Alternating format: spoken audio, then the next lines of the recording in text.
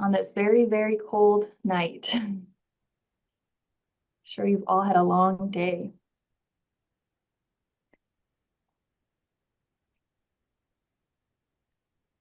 All right, it looks like we're live on Facebook and we're 4 minutes past the hour, so I'm going to begin.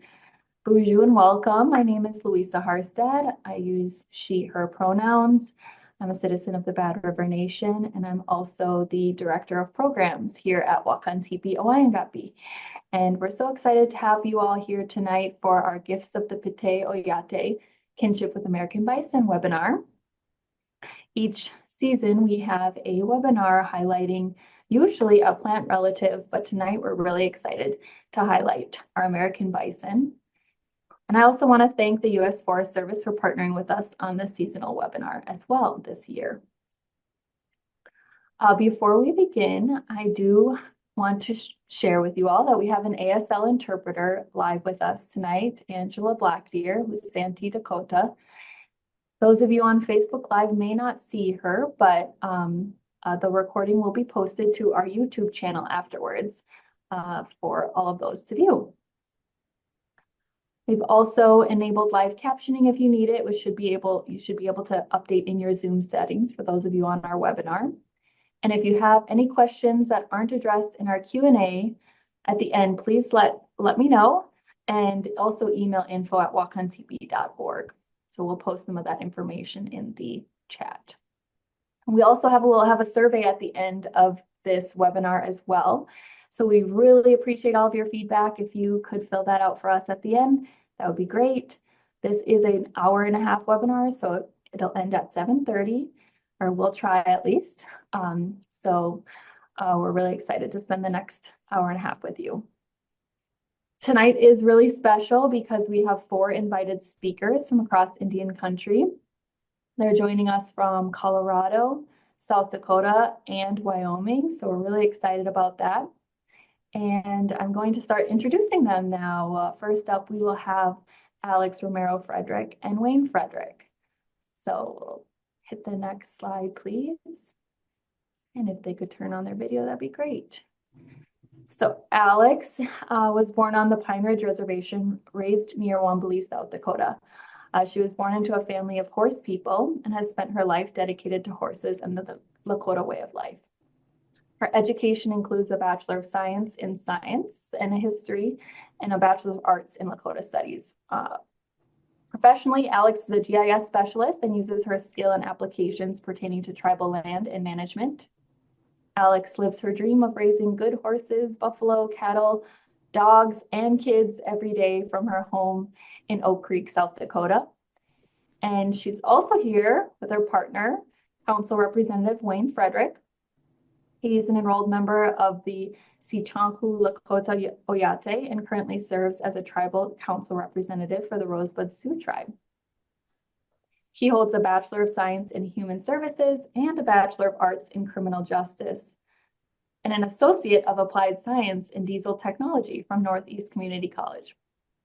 He was born into the family tradition of bison herd management and has dedicated nearly 37 years of his life to working with buffalo and in the buffalo and ranching industry. In addition to his experience serving 4 years as the director of Rosebud Sioux Tribe Buffalo Herd and 9 years working as the foreman for University Buffalo Herd, he also has served a 3-year term on the Tribal Ranch Board of Directors, a 3-year term on the Intertribal Buffalo Council, and is the owner of the oldest continuous nation-owned ranch in Todd County spanning 7 generations. So I will turn it over to them. Hello, everybody. Good evening. Nice to be here. My husband and I, Wayne Frederick, we've been involved in the, I guess with Buffalo from the beginning. We met at Sente Gleshka University.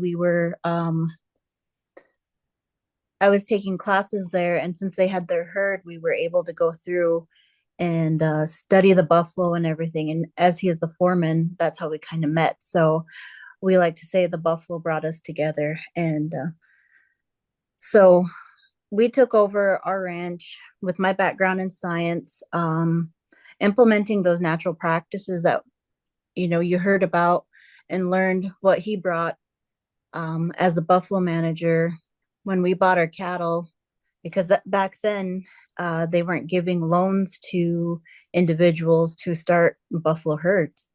I went through the FSA to secure a loan to buy cattle, and I remember I had to take all these classes, and they asked me, "What is my 10-year goal?" And I said, "In 10 years, I want to have buffalo." And nobody really took me serious, but it took 10 years and a few years of building the fence, the infrastructure, and we finally got buffalo. And we're just super, I guess, happy. It's a lot of prayers, a lot of work, a lifetime of learning, a lifetime of working to get to the point of now we have buffalo back on the land where they hadn't existed in over 150 years. So it's a really good thing to go out and be able to look at them and see them and watch them and see how they interact in the pastures where we place them, how they interact, how the wildlife has come back to those pastures. And my husband here, Wayne, he'll share stories of what the buffalo brought to him and helped him achieve his degree of human services by studying the social and the kinship society of the buffalo at Pte Oyate University. We're really speaking for the tribal colleges and universities right now because they're really important to us, and they brought us together and they helped so many other people, and they're so important in our tribal communities. So I'll let him tell you some stories about what he observed as the buffalo manager for Pte Oyate University. Matakiapi, Chante Washte Nape Chuzapo. Welcome you all with a hearty handshake and a warm heart. The buffalo literally have always been there for me throughout my life, and I think that's what kept me grounded, because even when I didn't have them to take care of, it was kind of like I still was involved, because no matter what, my dad got phone calls, we got phone calls, and it just seemed like they were always going to be something that I aimed to take care of or look out for. Going all the way back to when I first remember being around them, I was probably 5 years old, and my dad was the game fish and parks director, and we would just go into drive by them and check on them. And I remember sitting in a Jeep, and a little tiny Jeep, and it was really cold out, and we were overlooking the canyon where all the buffalo were.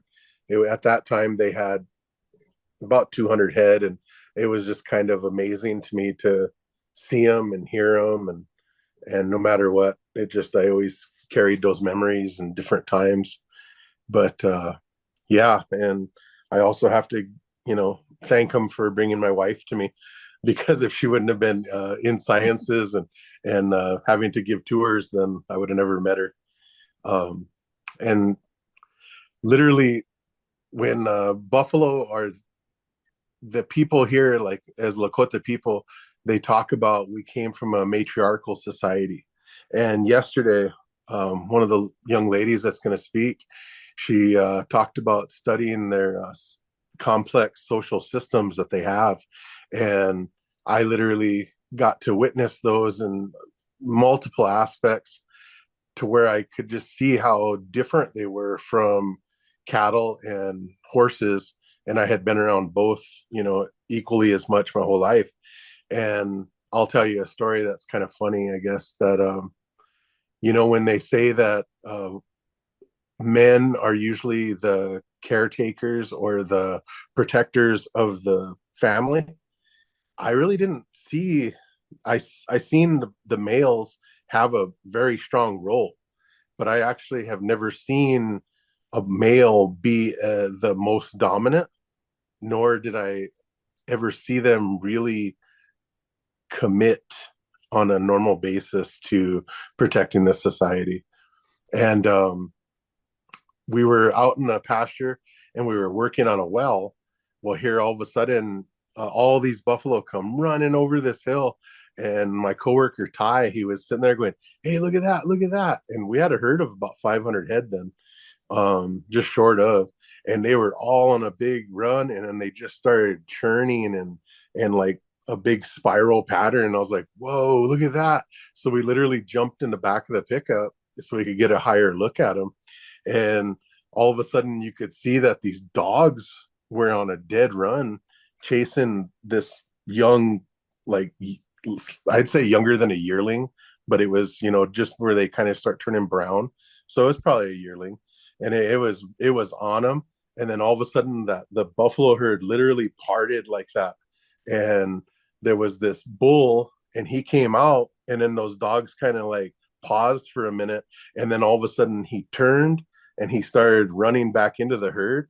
And all of a sudden, while he was turning and coming back into the herd, there was a full grown cow that literally just never even slowed down, and they just passed each other like that. And as soon as that dog was in sight, man, she just drilled him head on and just ground him into the ground. And then all of a sudden, the other dog turned and was running, and she literally chased him until he got to the fence line, and that was a couple hundred yards away. But the other dog, literally, it died from the wound because they started throwing it around, and it was just amazing to me that I was just like, did I just witness that? And Ty was like, I've never seen that before. And he was like frozen. And I was like, dude, she had no bluff. She had literally no bluff. And from that point on, we just happened to see a kind of a same scenario, but not on that scale, two different times. And I was just amazed that I was firsthand being able to witness that. So really, the males give a lot of different um, triggers and signs. A tail will go up, they'll start burring up, and they'll start snorting or something, throwing dirt.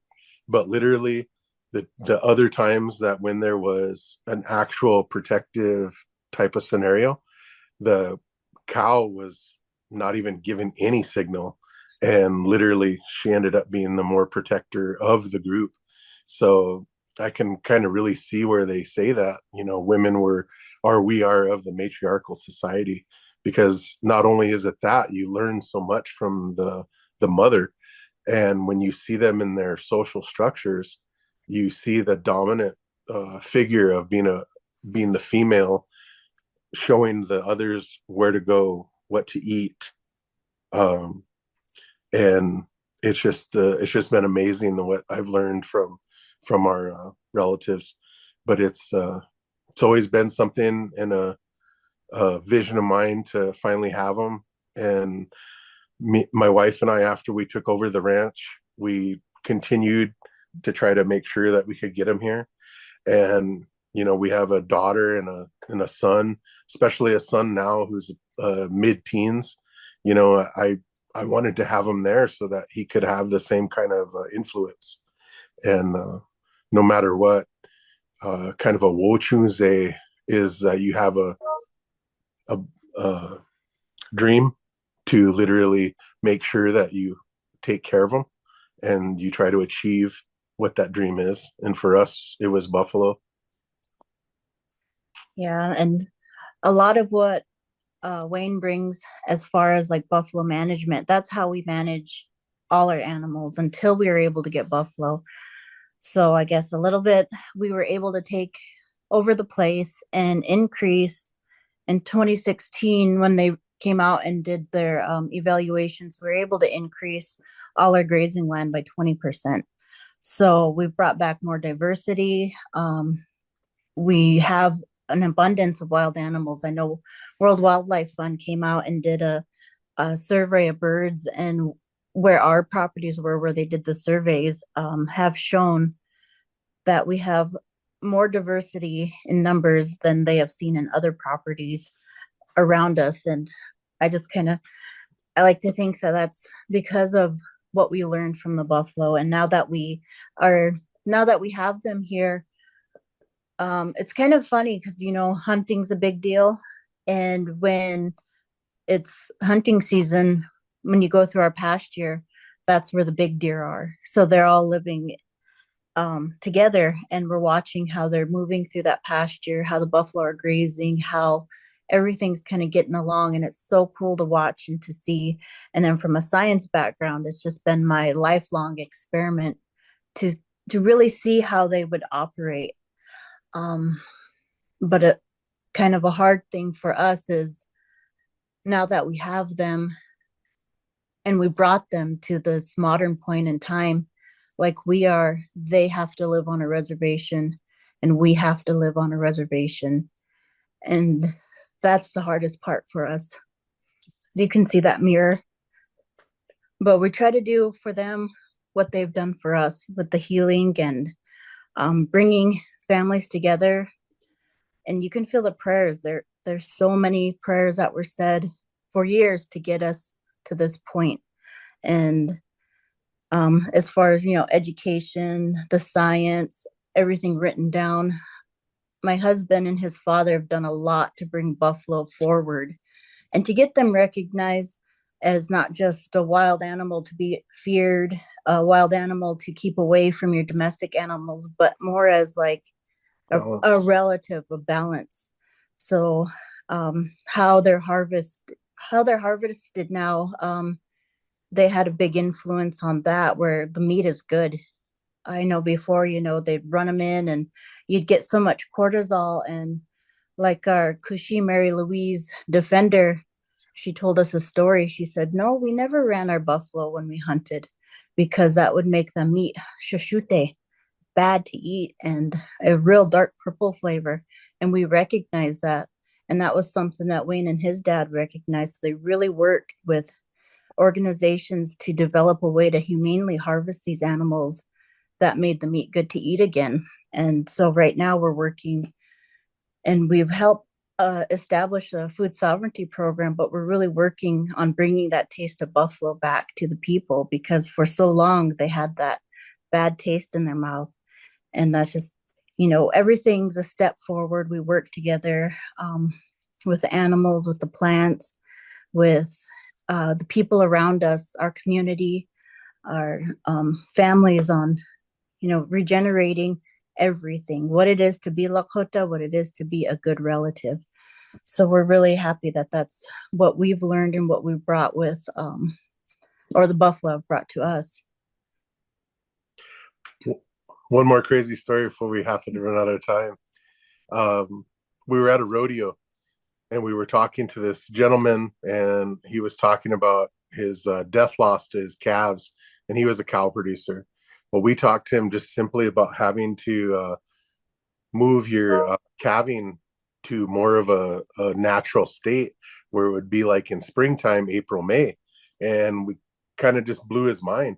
Well, here his wife was a reporter for this magazine, and I won't say its name, but it's an extremely right-wing range magazine that anyway, she came and she wrote this article called The Lakota Way of Raising Animals.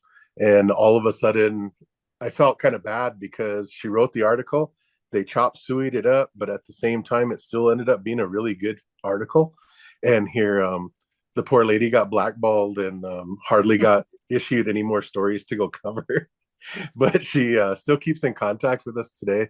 And she literally said it changed her perspective on how animals are to be raised. So it's just little things like that no matter what you're doing, you try to live in a holistic balance with the four-legged. They could be horses, cattle, it could be two-legged chickens, but you end up, we have free-ranging chickens. So you just try to make sure and look out for everything above and below. Almost out of time. Yeah, we just like to thank everybody for being here and listening to our stories. I hope we're able to kind of convey what the buffalo mean to us. They're every part of our life was a step towards reconnecting, and we're going to move forward with our plan of bringing in more buffalo, because we run on over 6,000 acres here in Todd County, And so our dream is to not only us having more buffalo, but maybe bringing in other people, other tribal producers, and switching to that way. So it's really creating an economy just for us. And I think in these times now that we're looking into that, that's where we're going to have to go, but we're going to have to go a little bit faster than what we were planning. And I just want to thank everybody for listening. Yep. Thank you all for the work you do. Thank you for listening. And no matter what it is, you know, especially when it's restoring a keystone species like buffalo, don't lose faith. Keep moving forward, and no matter what, it'll come about in a good way.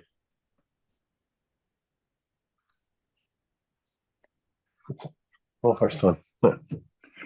Thank you. Wow, that was amazing. Thank you for sharing all of your learnings and all the work that you're doing. I know when I was talking with them earlier today, I was like, I'm so sorry. It's, you know, -20 there right now. I can't believe how cold it is. And they're like, and that the timing is just working out where they have to go outside and try to keep everything from freezing. And they said, you know, it's never a good time on a ranch to be on a webinar when you're working on a ranch. So I thought that was funny and very true. And I appreciate them for joining us tonight through such a tough day. I'm really excited. Again, if you have any questions, feel free to put them in the Q&A, those of you on our webinar, and those of you on Facebook Live, feel free to add them into the comments and we'll try to pull them from there to answer them live as well. I'm going to now introduce you to Jason Valdez from who's Eastern Shoshone and from the Wind River Indian Reservation in Wyoming. He received his undergraduate and graduate degrees in land resources and environmental sciences from Montana State University, where he focuses efforts to restore bison to tribal lands, specifically the Wind River Indian Reservation. Jason is the director of the Tribal Buffalo Program for the National Wildlife Federation and executive director of the Wind River Tribal Buffalo Initiative. He serves as vice president on the board of the Intertribal Buffalo Council and board of trustees of the Conservation Lands Foundation. Jason is adjunct faculty at the Hobbs School of Environment and Natural Resources at the University of Wyoming and is a 2024 recipient of the Wayfinder Award, joining the explorer community of National Geographic. So I'm really excited to have him here from Wyoming, and I will turn it over to him and have him share his slides with you all. Good evening. Thank you for the invitation to join you, and thanks to Alex and Wayne for their presentation. I could relate to a lot of what they were talking about in spending time with buffalo. It's been pretty incredible the last 10 years, the amount of momentum we have for buffalo restoration to Indian country, and very important to the tribes here at Wind River. Next slide, please. This buffalo, this bison, was, you know, our life's commissary for our grandmas and grandpas, and was very important for our sustenance, and, you know, our relationship to our food and water and plants, fish, the landscape was kind of related to the medicine wheel. And our medicine wheel was, you know, divided up by the equinox and the solstice and the different seasons, and that was tied to the foods that we ate. And we would move to high elevation in the hot summer months, and then low elevation in the cold, cooler months. And that meant that we ate different foods. And so this relationship with buffalo was essentially severed with westward expansion. But we've been able to hold on to the songs and the ceremonies. But we've been under the influence of colonization and, you know, the assimilative processes that were imposed upon us, and we're at a time now where we can call into question some of those things. So next slide, please. For our people here at Wind River and other places, our health and wealth was really tied to the biodiversity of plants and animals. We utilized different species, different times of the year for the gifts that they provide, the food that they provide, but also the antlers, the bones, the hides, the feathers, the parts of those animals that we would utilize for our tools and clothing, the essentials, that we tend to go to the store for today. But this relationship that we had with these species is very important to keep in mind even today. Next slide. I had the opportunity to learn a lot from my dad, and you can click through a few here. My dad was a biologist for the Fish and Wildlife Service, and he helped to restore bighorn sheep and pronghorn antelope. I think 3 more clicks here. And they did so well that I was able to harvest my first antelope about 8 years after we were introduced. 1 more click and you'll see me with my first antelope. And that was the very important for me as a young person to see, the efforts of protecting wildlife on the reservation and what that was able to do. It essentially provides the hunting opportunities that we've always had as tribal members, but access to these populations that could grow and flourish on the reservation.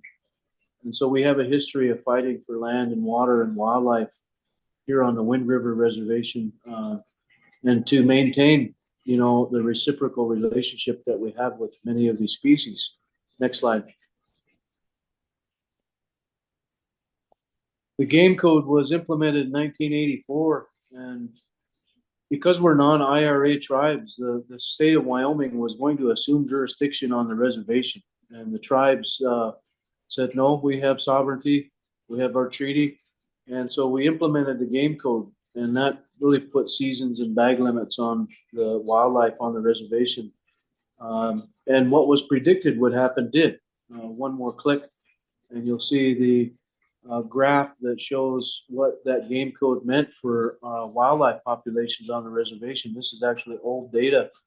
We even have more elk and deer and pronghorn on the reservation now. 1 more click, and we implemented wolf and grizzly bear management plans where we protected these species on the reservation.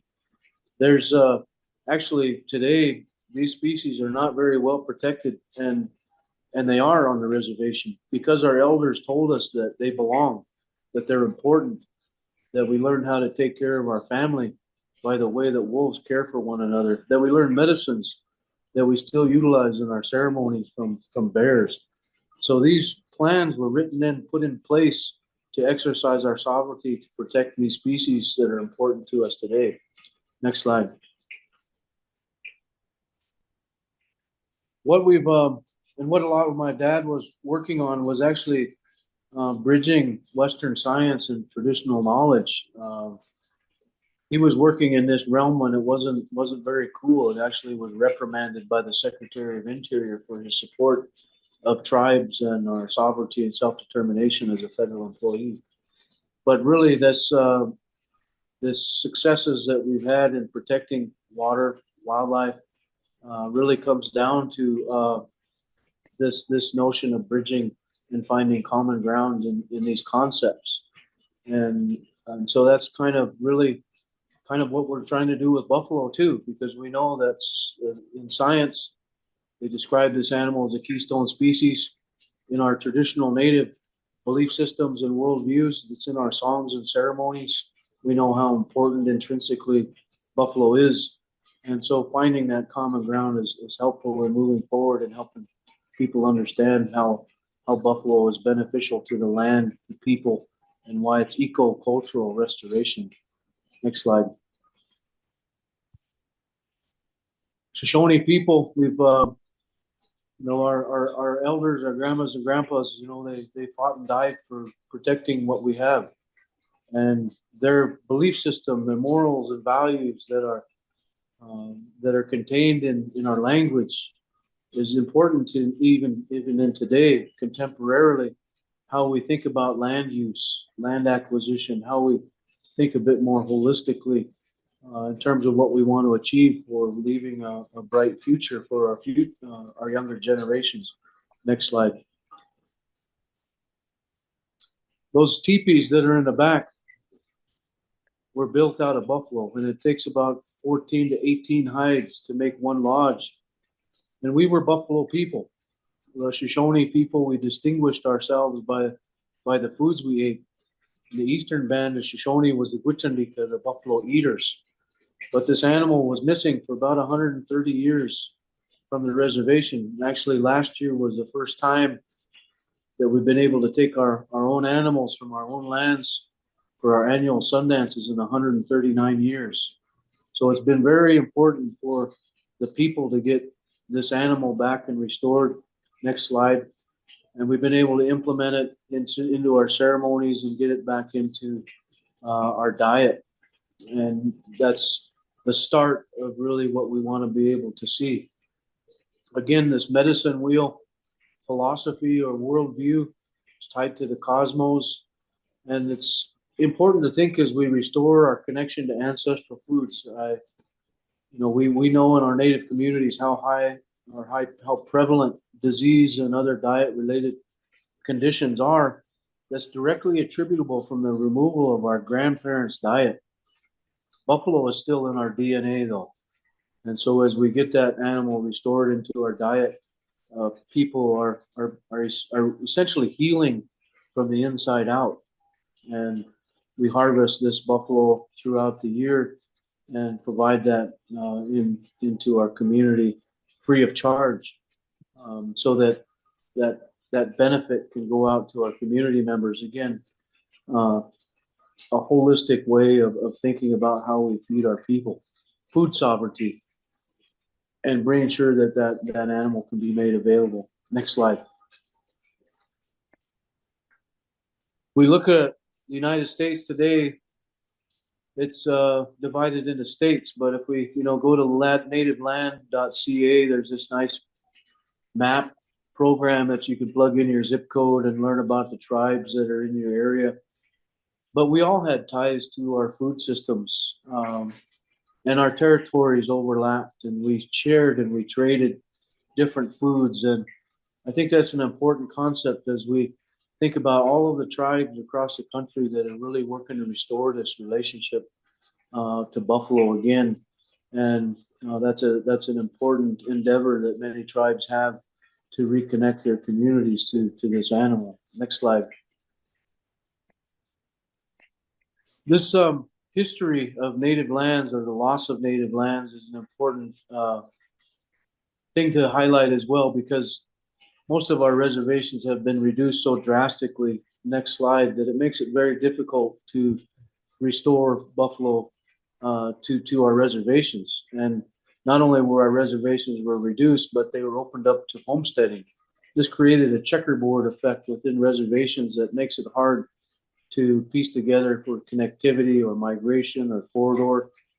And so that's a challenge that many tribes have, is sustainability of our buffalo programs. We don't have oftentimes enough land to be able to restore this animal meaningfully. Next slide. This is an example of that checkerboard effect that is prevalent on many reservations. Next slide. Again, makes it hard to piece together land for buffalo. I had an opportunity to take a trip to East Africa with my dad, and this is really kind of where I had my epiphany, because we drove for over 100 miles in East Africa, and you get to witness the wildebeest migration in Kenya and the Masai Mara. And incredible to see this amount of animals, but it's only 1.5 million wildebeest. That's less than 5% of what the buffalo was on this continent less than 200 years ago. There were 30 to 60 million bison in this continent, and they were systematically exterminated to subjugate Native American people and take our land. And so buffalo and land over here goes hand in hand. To be able to restore this animal in a meaningful way we have to think about land use and how we can ensure that there is a way for buffalo to even exist on the landscape. Because today, bison is ecologically, functionally extinct. They do not exist in large numbers on large landscapes anywhere. And so there is still a very important need to restore this buffalo to the landscape. Next slide. The federal effort has been in alignment.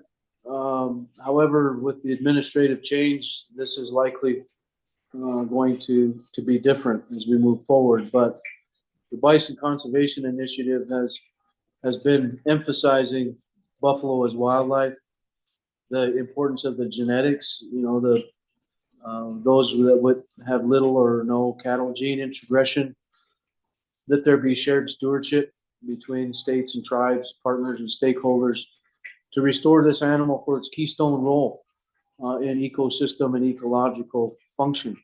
And of course, the important human connection of this animal. So this is well aligned in many cases with what we want to achieve.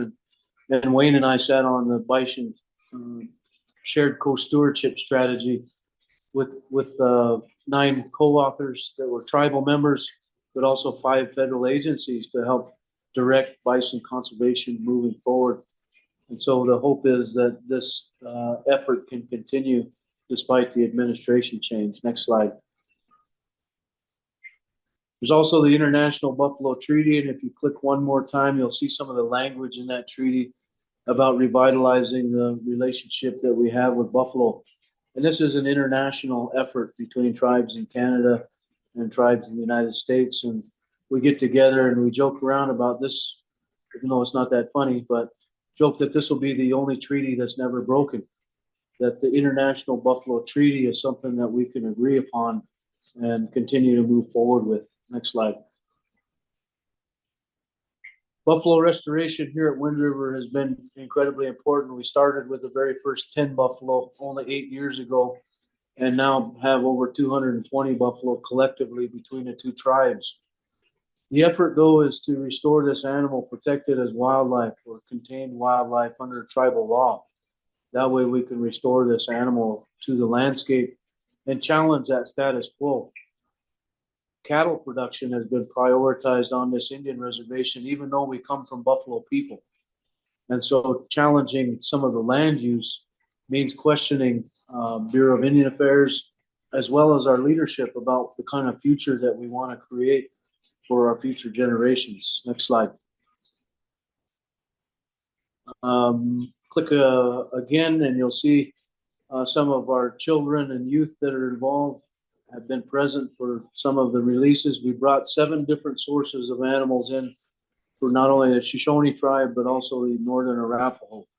And so our 2 tribal buffalo programs have genetics that come from those reputable herds, but also we've been able to ensure that we're able to harvest this animal for our annual ceremonies, for our nutrition, and then also building in the educational and academic opportunities.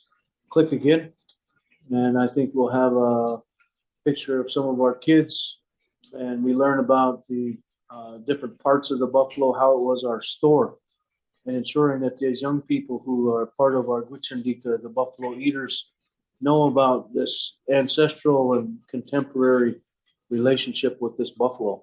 Next slide. There's a lot of support, not only from tribal organizations, but non-tribal NGOs and government agencies that are helping to think about this paradigm shift, moving forward and helping one another in partnership and collaboration to achieve our goals of meaningful buffalo restoration. Next slide. There's been quite a bit of media, not only for our efforts here at Wind River, but really across Indian country, because as we restore this animal to many tribes, the history, the importance of the animal, the songs, the ceremonies are returning. And this reciprocal relationship with buffalo is very meaningful to many of the tribes that we we continue to support. Next slide. Just another example of showing the kids the parts of the buffalo, how hide, the organs, the bones, the hair, the sinew. Again, all of the gifts of the buffalo are important in helping our kids understand how this animal is integrated into our daily lives. Next slide. Here in Wyoming, we're very close to Yellowstone, and we're part of the greater Yellowstone ecosystem. And so we have a vital or valuable role to play because we've had a history of protecting land and water and wildlife. It's important to consider how buffalo plays into the greater Yellowstone ecosystem. This is one of the last places on the planet with intact wildlife and ecosystems and interactions that can happen, like predation. We have wolves and bears on the Wind River Reservation, again, that are protected under tribal law. We have restored extirpated species like pronghorn antelope and bighorn sheep, and we fought for water and fisheries in the longest running court case in the history of Wyoming. So exercising our sovereignty and self-determination to protect what little we have left ties right in with buffalo restoration.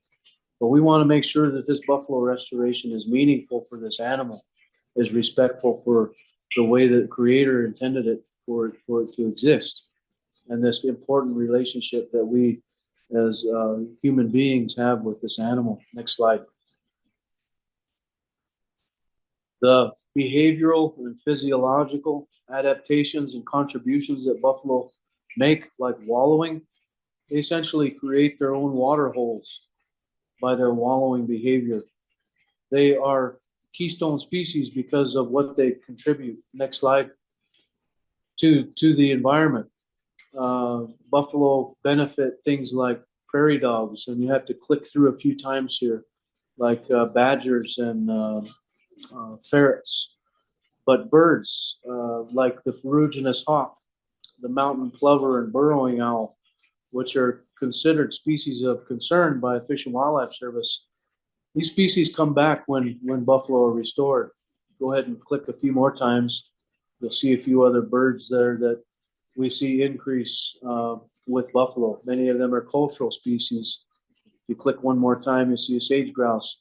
So many of the habitats of these birds are threatened from development. But when we restore buffalo, again, these species return. And again, buffalo bring back plant and animal biodiversity. And it's especially important for birds. Next slide. Buffalo have over twice the hair per square inch as a cow. And buffalo hair is the second warmest natural fiber on the continent, only behind muskox. And many birds need buffalo hair for their eggs to reach the right incubation temperature. Part of the reason why birds come back. So this is a very important contribution that buffalo make, not only to the environment, but also was gathered by our people to make things like rope for our teepees or for lead ropes for our horses. So buffalo hair, when animals are in abundance, so is this hair, especially in the spring. And so one of the important contributions. Next slide. Growing up, my dad would show me these depressions in the landscape that were created by buffalo over 130 years ago. They're wallows. And in tall grass prairie, we know that buffalo wallows are important in cultural plant biodiversity. Cultural plants being our foods and tools and medicines that we would utilize. These are often associated with wallows created by buffalo. During my thesis work at Montana State University, I developed my hypothesis looking at high elevation desert like we have here at Wind River to see if these 130-year-old wallows still serve a purpose in plant biodiversity, specifically cultural plants, animals that are plants that are already in the literature. And what I was able to find in my research was that even though these wallows are 130 years old plus, that they still served a purpose in the abundance of these three cultural plants. And so this was my educational, academic endeavor, contribution to understand that these relic wallows still serve a purpose in cultural plant biodiversity. Next slide. Our buffalo programs here at Wind River are right in the heart of the reservation and are very important to continue thinking about land use. We've been able to designate one range unit, 17,000 acres for the two tribes buffalo. And the goal is to ensure that these buffalo can exist not as livestock, not individually owned, but in fact wildlife, so that we can consider land use change to restore this buffalo to a corridor, to an area they can utilize once again from low elevation to high elevation, even into the wilderness area, which is in fact about 400,000 acres. And so this corridor connectivity migration idea that buffalo can be restored to this type of a system or scenario, but protected under tribal law as wildlife, is essentially that paradigm shift to think about buffalo not as livestock, but as a species that can exist uninhibited by man, but through a management protocol that aligns with our history of protecting wildlife under our game code. This will mean that someday our people will be able to hunt and harvest buffalo in the same way that we hunt and harvest the 6 other species that are here: elk, moose, bighorn sheep, pronghorn antelope, mule deer, and white-tailed deer. Next slide. In the state of Wyoming, we have this buffalo on our flag, more like the ghost of a buffalo. And I like to call attention to this great seal of Wyoming. And you'll notice on this great seal, it says livestock, mines, grain, and oil. This great seal is very colonial. It's about exploitation and extraction. It's not like our medicine wheel that connects us to our food, to our land, to our water, to those relatives, plant and animal, that are out there that we live on this earth with. And instead of having a ghost of a buffalo, we want to bring this live animal back to ensure that this animal can be restored in a way that we have a relationship with it again, not just a symbol of remembrance. Next slide. So I want to say thank you to Pte Oyate for inviting me to contribute to this conversation this evening. And I thank these organizations for continuing to provide the support, and for all of you for tuning in this evening and listening about the importance of this buffalo to our tribal communities and to conservation really as a whole, especially in these difficult times that we are entering, and continuing to fight for our sovereignty, our food sovereignty, and really self-determination to ensure that we create a better future for our future generations. Hooey hoo. Thank you.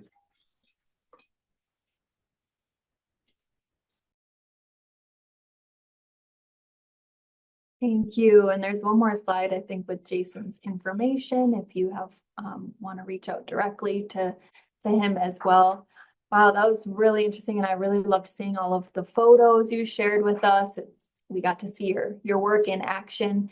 And I really liked seeing how, all the various plants and animals and birds that all relate to the buffalo and how it's a keystone species. Thanks for sharing your research with us, Jason. Again, everyone, if you have questions, feel free to put it in the Q&A in our Zoom webinar or on our Facebook live comments. And I am now really excited to turn it over to our final speaker, Summer DuMarce-Lara, who's Sisseton Wahpeton Oyate and the Vice President of Natives in Vet Med. And I just have to say, I've known Summer back when she was an undergraduate student at the U of M, and it's really exciting to see her presenting now tonight in our new roles. A little bit about Summer. She's an Indigenous woman committed to bringing our voices to the table. She's a doctorate of veterinary medicine student with previous education in wildlife and conservation biology and a master's in biomedical sciences. She is known for her commitment to diversity and inclusion in STEM fields through community-oriented projects and is involved in multiple organizations on campus that focus on justice, equity, diversity, and inclusion.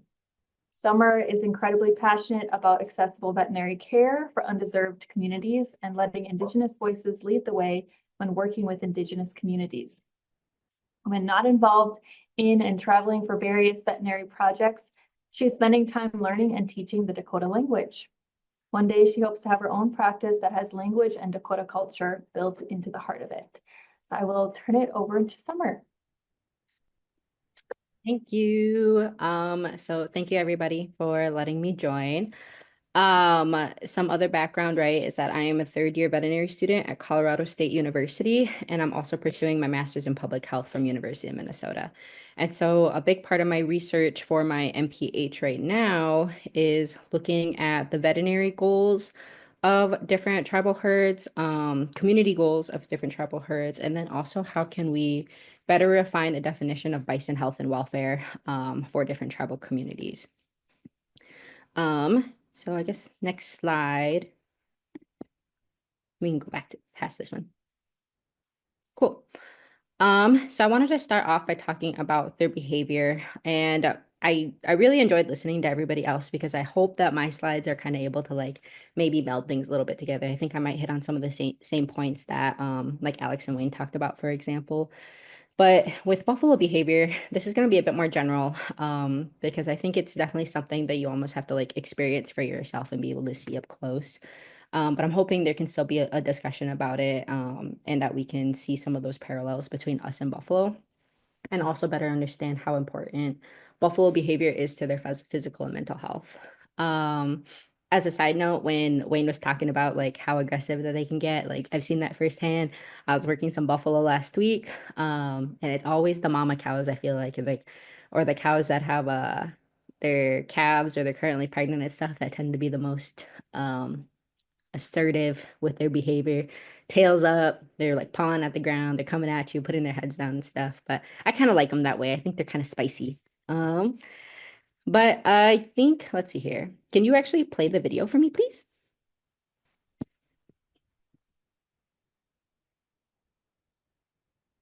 Cool, thank you. So it's a little blurry, but I wanted to highlight something specific about it.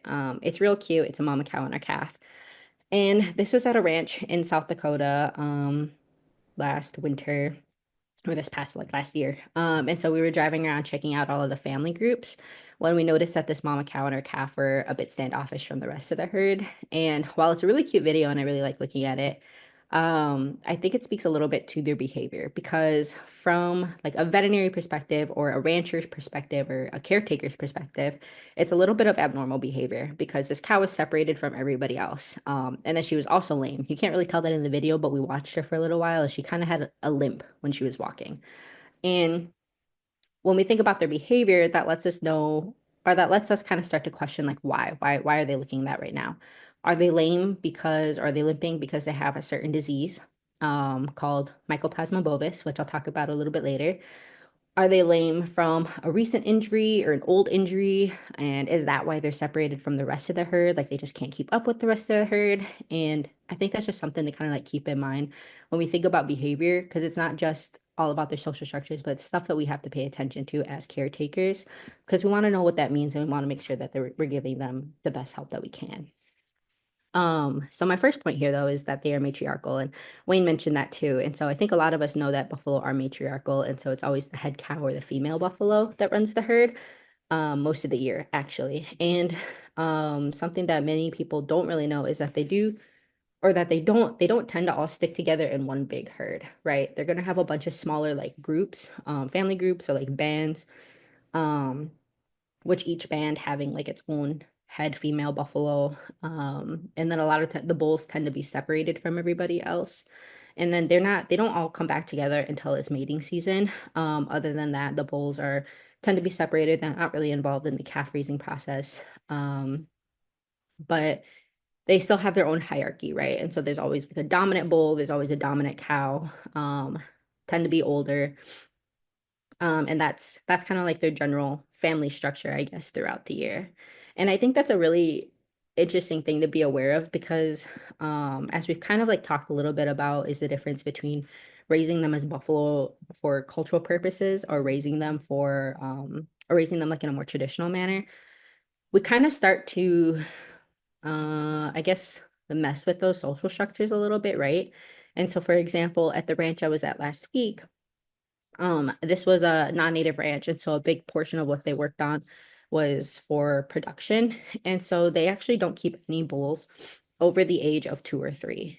And they do that for a few different reasons. So some of it is because it helps to increase their output. And then it also gives them a little bit more genetic diversity in the herd because it's no longer just one head bull, it's like taking over. Um, and so that's kind of the pros of it for them at least, right? That's what matches their goals. But then I think the question that comes up then is, or I think the thought that then comes up is that we're disrupting now their natural or their regular social behaviors, right? Because we're no longer seeing a diversity in their age ranges. Their mating behaviors tend to get a little bit more like wonky, because there's no head bull who's kind of like taking charge and like telling the rest of them what to do. Um, so those are kind of like things that I think are important to consider when you're considering the goals of working with bison or buffalo and just what do you want to get out of it? What is their purpose? Do they have a purpose? And just what are the like I guess pros and cons, right? The consequences of the decisions that we make. Um, yeah. And so something I also think about or kind of ask myself is when we start to remove those like natural social behaviors of buffalo, or we don't really let them show their natural behaviors, what does that mean for them as buffalo? And again, Alex and Wayne kind of alluded to this of these parallels between us and buffalo. But I think about that a lot with us too, especially as somebody who really like loves and cherishes our Dakota language, is that when we don't have our culture and our language anymore, who does that leave us as a people, right? And that's a big existential crisis question. But the same thing applies to buffalo, right? Is that when we remove their natural social behaviors, what does that mean for them? Are we even treating them as buffalo anymore? And these are questions that your ranchers and your herd managers, they're all going to ask that too, because that all dictates their management plans.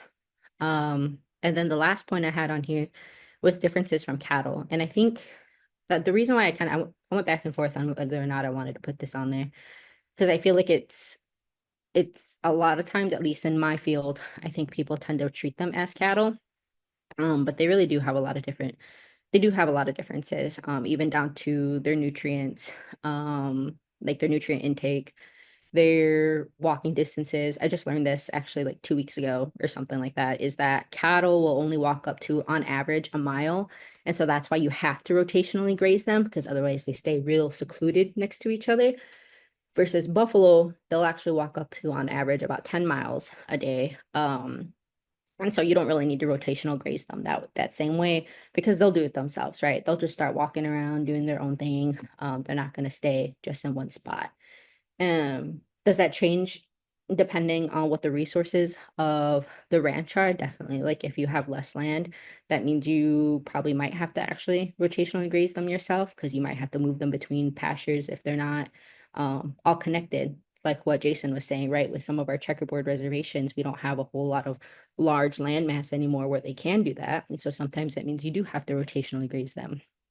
Again, it's all about those goals and management practices of the ranch that you're on. Some other side notes about behavior that I kind of thought about while everybody else was talking was I thought about going back to their family and their social structures.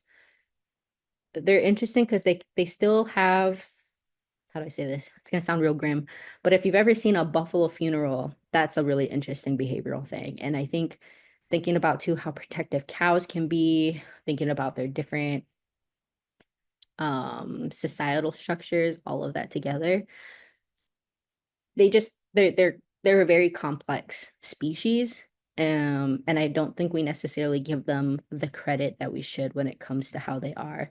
They're definitely not just like cattle. And they're more than just, I think they're more than just, just an animal, right? They're a kin. And so they have these really cool behaviors that if you ever have a chance to actually like go and look for up close, I would highly recommend doing that. Next slide, please.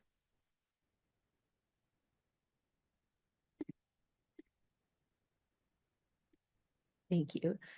And so then this slide is kind of my bread and butter, just because it fits a bit more in what I'm studying, right, as a third year veterinary medicine student.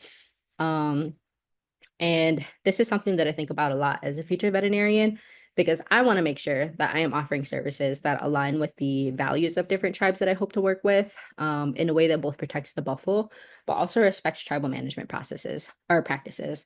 And for me, having a better understanding of their health and like current concerns in this field means that I can better provide support and advice.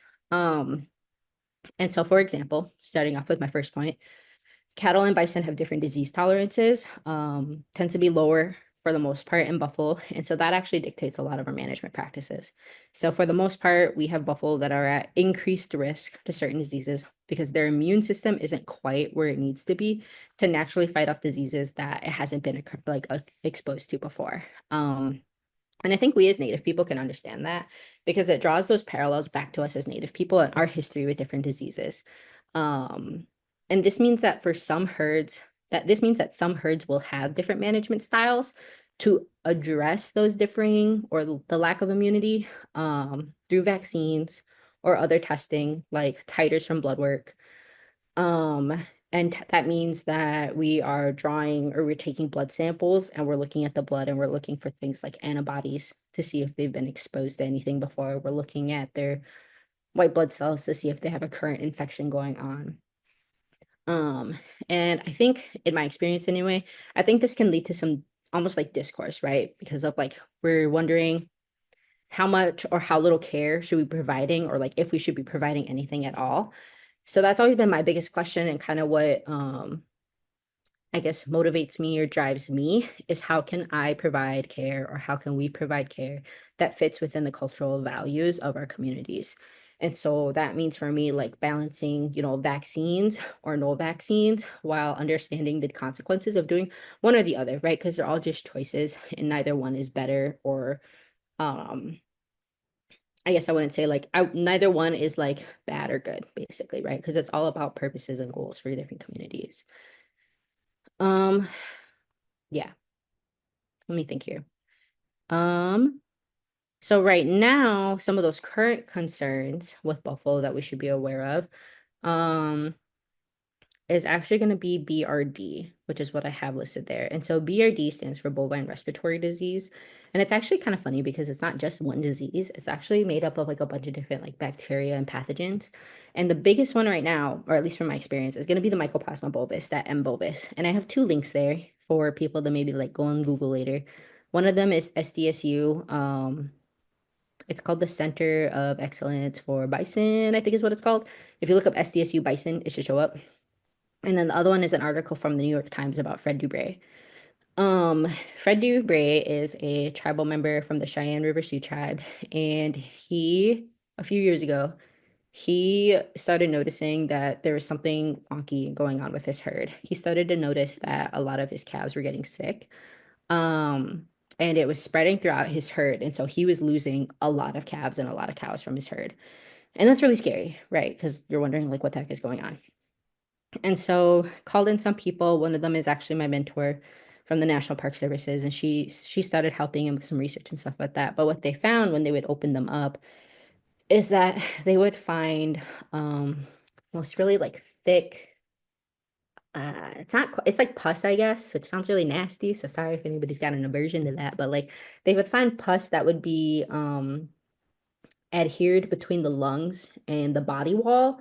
And then they would also find this same material in the joints. And that indicates a really bad infection, not just a respiratory infection, but a systemic infection, especially if it's getting into the joints, right? And that's a really sad and really painful disease. Because if you know anybody who's ever had like pleuritis or pleurisy pneumonia, that type of thing, and it's so hard to breathe.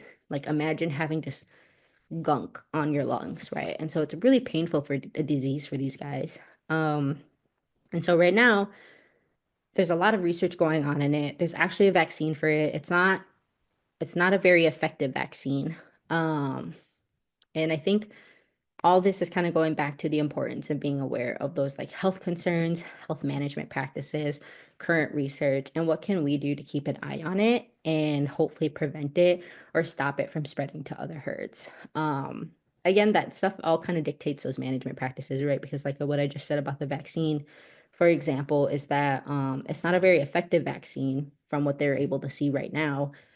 And that can tell ranches, is it worth me spending all this money using a vaccine when I could better be putting my money towards something else to help with their care?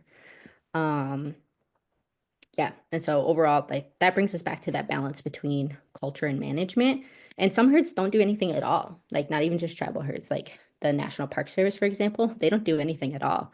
They just let different diseases take their course. And I think it's all about the goals of the communities. I think something to keep in mind too is that as as for like tribal herds and things like that, ones that tend to go towards like meat production, those things might still be important to think about because there are things, at least in my mind, there are things like zoonotic diseases that we worry about. That's kind of how COVID-19 happened, right? Those zoonotic diseases, those things that get transmitted from animals to people. And so those are really important things to think about because of, for example, anthrax is one. I don't think many people like realize that, but there is like an anthrax vaccine for cattle and buffalo. Um, and in places in South Dakota, you can actually find uh, anthrax in the soil. And so being aware of those and that being aware of those risks in your area will also help to control or dictate those management practices. Next slide. So these are just two pictures that I have. So on the left one, I'm actually at Fred's ranch. I think this is 2 years ago, but I also went last year and we did the same thing. So I have a giant swab in my hand, and so I'm sticking it way up. Think COVID test. It's just like a COVID test. And so that's what I was doing to these poor buffalo. Um, and it was to get these swabs, these samples, for them to do some research right now on a better way of being able to identify Mycoplasma bovis in buffalo. Just because, like I said, there's a lot of research going on it right now, and there's no real information. They don't know what it does. They don't know what it does. They don't know where it's coming from. So they're trying to do all this research, including this, coming up with a better test for it. And then on the right-hand side is me actually at Siston's roundup. Must have been like 2 years ago, maybe 3 years ago. And we were just running them through, tagging them, things like that, and giving them their vaccines. And tagging is kind of something else I didn't talk about, but that's also kind of an important thing because it depends on legalities. Like if you're transferring buffalo across state lines, they need to have some form of identification on them. So this is an example of that. Next slide. And so lastly, this slide is about kind of those cultural roles and connections. And Alex and Wayne actually brought up two really good ones that I'm gonna bring up right now in my head before I forget. I think it was Alex, she had mentioned slaughter practices. And what comes to my mind are two things. One is that, for example, some communities will go ahead and send out their buffalo to different like slaughter facilities for meat production, right? And that causes two things. One of those is the thing that Alex had mentioned is that it causes all this increased stress in them. Um, and so when we think about our cultural connections, those are things that we don't really want to give to our buffalo relatives, right? And so how can we diminish that? And so a lot of people do that through field slaughter. The second thing, or like our traditional butchering, right? The second thing that comes to mind, that's kind of like a more specific thing, is that my mother-in-law was telling me how she had sent out a group of buffalo for that exact reason, was for meat production, right? And she wanted the skulls and the hides back to give away to tribal members. And the way that they do them, the way that they euthanize them in these facilities, they use this specific tool, I guess, that ends up leaving a hole in the skull. And so she got all the skulls back. They all had a hole in the middle of their skull. And she was really upset because she was just like, I cannot give these to any tribal members. This is so disrespectful to our tribal members. This is so disrespectful to the buffalo that we did this. And so she was really upset about that. So she hasn't done it since. Um, and I think knowing those things and keeping in mind our relation to buffalo, keeping in mind how they should be treated as kin with like low stress handling techniques. those types of things, I think those also really guide our management and how we take care of the buffalo, right? Because now those are things that people know now not to do anymore. And then my second point I had was purpose. And I put that down just because I think it's more so of a question for everybody to kind of like think about, because this is a little bit of like what my MPH project is going to be about, is like what is addressing like community needs, is doing a community needs assessment for different tribal herds and figuring out what is the main purpose that every tribe has for their buffalo. Is it for economic? Is it for cultural purposes, et cetera, et cetera? And so I don't know. That's just what my project's going to be on, is to figure out what everybody's purposes are. But I think that still is a guiding principle, at least from the veterinary aspect and for herd manager, right? Is that it's all about what are your goals? What is it that you want to do with your herd? Because that's gonna dictate what you do with them, right? And so if I bring it back full circle to behavior, if we want to keep them as a more natural herd, then that probably means, with the example that I gave earlier, that probably means we don't want to have only 2 or 3 year olds like the one producing ranch had. That means we're going to want a more wide and diverse range of ages. Or it means that if we don't, or it means if we don't want, how do I say this? There's another community I know of that only has cows. And so again, thinking about those natural social structures, if you're trying to keep it as a more traditional herd, then you probably don't want to have just cows. You probably don't want to have just bulls, because you want to be able to bring them all in so that they're still able to have those inherent social behaviors. And same thing with the health side of things, right? If we want to keep them as a more traditional herd and we don't want to vaccinate them, that's totally fine. It just means we have to be aware of different possible health consequences that come with that. And that's kind of the big guiding rule, at least for me as a future veterinarian. Those are all things that I try to think about, at least, in order to make sure that the services that I hope to provide are going to fit in with the communities that I want to work for. And next slide. Play the video. This is just my final video, guys.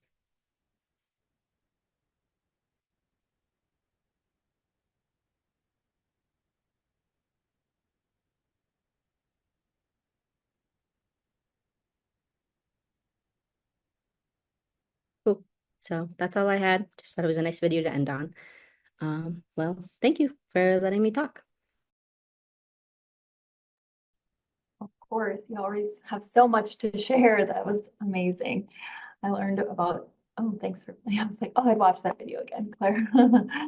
Well, now we'll open up some questions. We do have some here pending.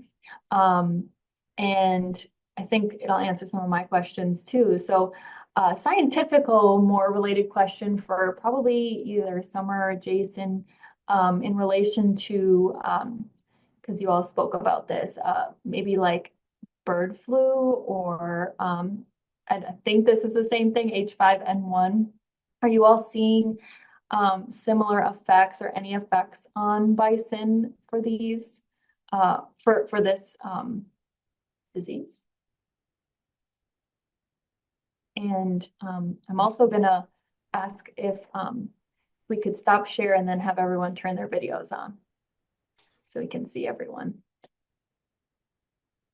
Awesome.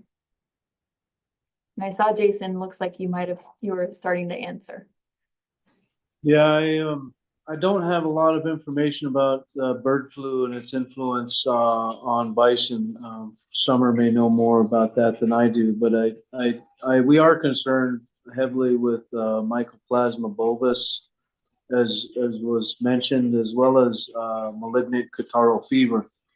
And so these are livestock diseases that are fatal to buffalo, and you often hear the argument about brucellosis, and that doesn't, we've been able to mitigate and ensure that we can have certified disease-free buffalo from brucellosis, but we are still very concerned about these other livestock diseases.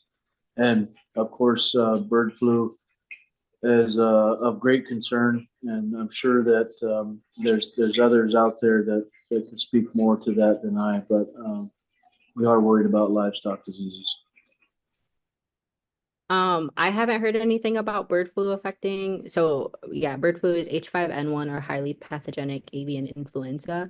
And it's something that for people who might not be aware of, it is a zoonotic disease right now, and it's kind of an emerging disease. And so it's affecting a lot of our poultry, for example.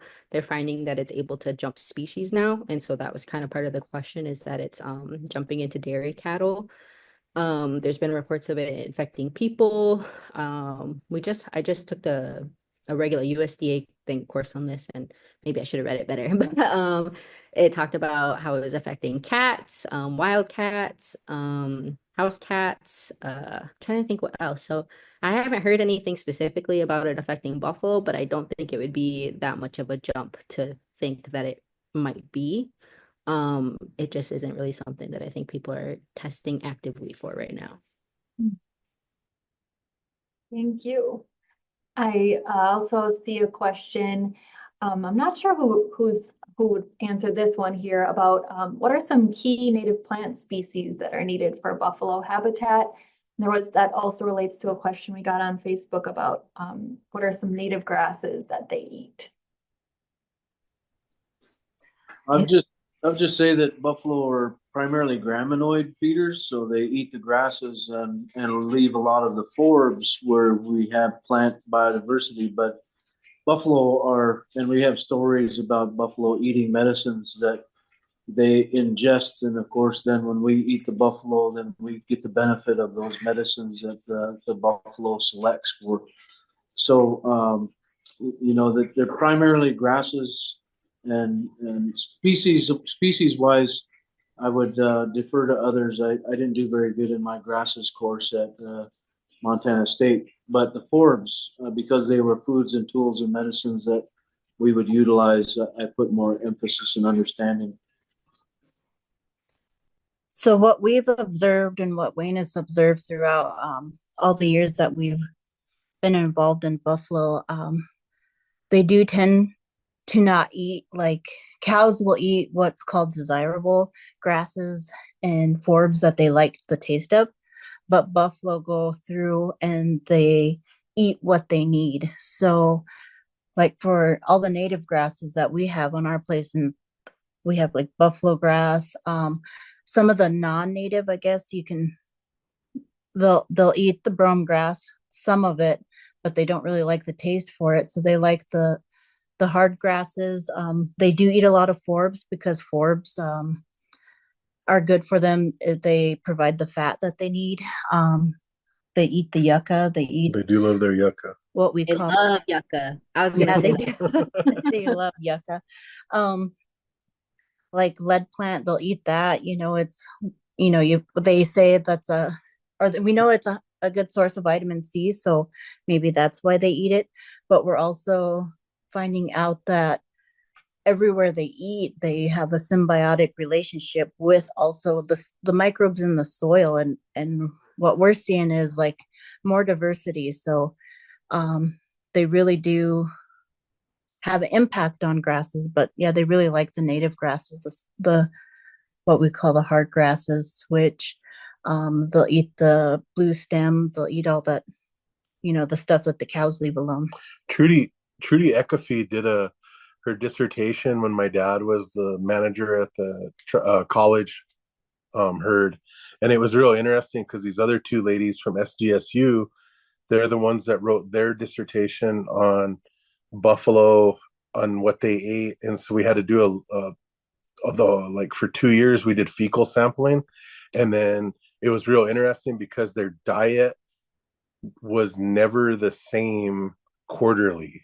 So technically, I guess that'd be by season. So they literally were constantly eating different things throughout the whole year, and even sage, like they even ate sage, and it was kind of like those women were in the end, they were like, we don't understand why that really was in there because most animals don't eat it.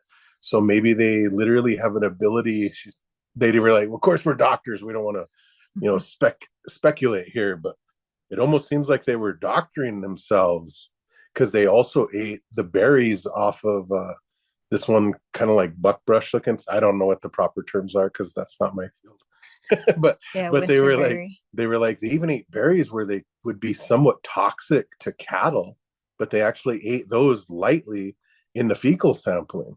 So they were like, if I had to speculate, they're doctoring themselves throughout the year. And I was like, well, that's cool.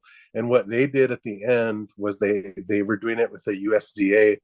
So they actually proved that the buffalo carrying capacity at that time was like a horse, and it was more than a cattle. And so they actually proved in the end that the cattle in buffalo, if anything, ate the same and not more. So that was really cool because it really combated at the time, and this would have been the early 2000s, 2002, 2001, and it was really interesting to see that. And now the buffalo are considered carrying capacity wise to cattle versus horses. Oh, thank you. Since we have you here, Wayne, we had some requests for some more stories. One, if you could, well, I don't know how I'm going to split this up because there's a lot of requests here, but we have, if you could talk more about living in balance, maybe some other ecological healing you have seen. And then also, I know you talked about it, but also Summer talked about it. So maybe some different societal roles of cows and bulls and what they've demonstrated. So I don't know if anything jumps out at you. Well, I could tell one more. It's kind of a sad but happy story. So when you're talking about the social systems and mothers, I kind of see it as like a mother's love. So when Summer talked about that, how the herd is not like a cattle herd where they're always together, you really will see that where males are usually off on their own, except for when they're needed, and that would be breeding season. And they actually will be pushed off if they don't kind of go off on their own. And a lot of the younger bulls, um, I'm saying probably like 3 to 6 years old before they actually assert their dominance necessarily. They're with the bulls anyway. But when they're younger, from up until almost 2 years old, they will actually be with their mother or with the generalized, what you'd say, herd. And so at the tribal herd, it was really cool to see it at the at the college herd, because we had ours broke up over about 4,000 acres, but it was actually almost totally flat. So you could see where they were out on, like if you were at the college lake campus, you saw for like a mile to 2 miles in south to east direction. And we were out there one day and we saw like this mom and her calf, and she's old, she's really old, and we had got her from the red sands or white sands in Colorado, and we had brought him in like 2 years previous. And here that calf was literally with the mother, and it was probably going to be almost a 2 year old. Well, then she always kind of hung around, but she was never in the herd. And next thing you know, the following year, we really saw her limping like that. Would have been spring, and she was really limping. Well, my dad and me and Ty, we drove out there and we actually got up on her. And here you could see that something was on her hoof, but all the vets around didn't want to tranquilize her because they couldn't think of what mixture they wanted to use. And the only thing that they knew that they wanted to use was the drug that kind of people take now. Ketamine. No, it's like you hear people like totally lose their mind. It's I'm trying to remember what it's called. But anyway, they didn't want to give her that because they said, well, if she's pregnant, she's probably going to end up losing it. So they were like, well, there's obviously it's dug into the hoof, and it's up to you. And so my dad was like, well, she's probably got another month before she actually has the baby. So we left her alone. And here she did have the baby, but that 2 year old was kind of like leaving, and she might be a mile away from the herd, but it would always end up coming back. And she ended up having a little calf, and she literally stuck with that calf, and whatever it was caused her to lose almost her whole hoof. It fell off, and she literally just limped along. And throughout the whole course of that year, she just kept like going downhill. Like you could see more ribs. And it was just like, man. And my dad was like, should we put her down? And then it was like, well, she's still raising the calf. And so we left it alone. Well, here all of a sudden, that 2-year-old, it was coming back and hanging, but then it was having this little calf hanging around the mom. And then that little calf was growing, and it was living. Well, here it met that stage where the kind of buffalo start looking like little hyenas because it's like orange turning brown. And here, the mom literally was like staying only in the west side, and those other buffalo would go clear to the east, and they might be like 3 miles away. And here, that older one would sometimes come back. Then it was kind of going farther and few between before it came back. Well, then all of a sudden that calf was venturing out with it, but then it might get to the herd and it might turn and it might come all the way back. And when we were looking at it, it was just, we didn't know what to really do for her, because even Ty was trying to give her like a grain mix because he just felt really bad for it, and he'd drop it off somewhere near her. And then all of a sudden, over the course of this whole time, that mother literally ended up, this little calf is like finally turning brown, and the other one come back for it one day. And then Ty gave me a call and he said, hey dude, that calf is like walking off with that older one now, and it hasn't been back all day. And then he's like, you want to go out there? And I was like, yeah. So we drove out there, and here the mother had actually expired and passed away. And then all those buffalo actually came back with that calf, and then they all looked at that mother, and then they kind of nudged it, and then they really tried to stand it up, and here she wouldn't stand. And then the calf literally went with its sibling, and then literally ended up, as the herd moved away, they just slowly moved away. And to me, I never saw anything even close to remotely like that, except for buffalo. And so I always like refer to that as like a mother's love, because she literally hung on long enough that older one was able to go back to the herd, and then the little one was able to be mature enough to go to the herd. And that just blew me away, that literally, I got to witness that. Although shocking, I got to witness that. A real society. A real society, yeah. That's really special. Thank you for sharing that. Oh man, I wish we could get to all of our questions this evening, but this is the end of our webinar tonight.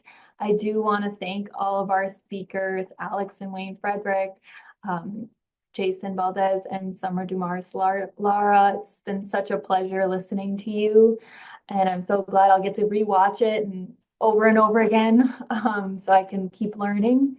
I heard so many amazing themes throughout what you shared. I just wanted to share some of those things, kind of the influence that Wayne and family has on you, and especially your parents, how they've influenced you to get into the work that you all been gotten into. Food sovereignty, for biodiversity and diversity, like how diverse your herd is. That sounds amazing. And then, of course, how buffalo relates to all of us and what we can learn from buffalo, but also how almost like self-sufficient they are, and like they don't need us and we get to be part of their world. So it's amazing to hear about how everything is relating to each other, and that holistic approach to how you all care and are restoring buffalo. It's amazing. And I thought it was kind of funny. I'm like, buffalo's diets are seasonal, just like our webinars. So that's one thing I'm definitely going to take away from this. from tonight, in addition to a lot of other things. So I appreciate our knowledge sharers, our leaders here on our call tonight. And I appreciate all of our attendees for taking the time to listen and learn this evening. I know it can be hard and getting on a webinar, but it's always so special to hear and share stories and connect. And we'll be sending a follow-up email with some links that you all requested from the slides and maybe some contact information if you want to reach out to these folks, as well as our survey. And for those on our Zoom webinar, there's going to be a link that will pop up for you to complete the survey. We really appreciate, value your feedback. It helps us learn and grow from these webinars. And then also on Facebook, if you're watching live, the survey link should already be in the comments. So again, miigwech, and we'll be to all of you for listening and supporting, and have a good evening. Take care. Okshta, Kikowabamin.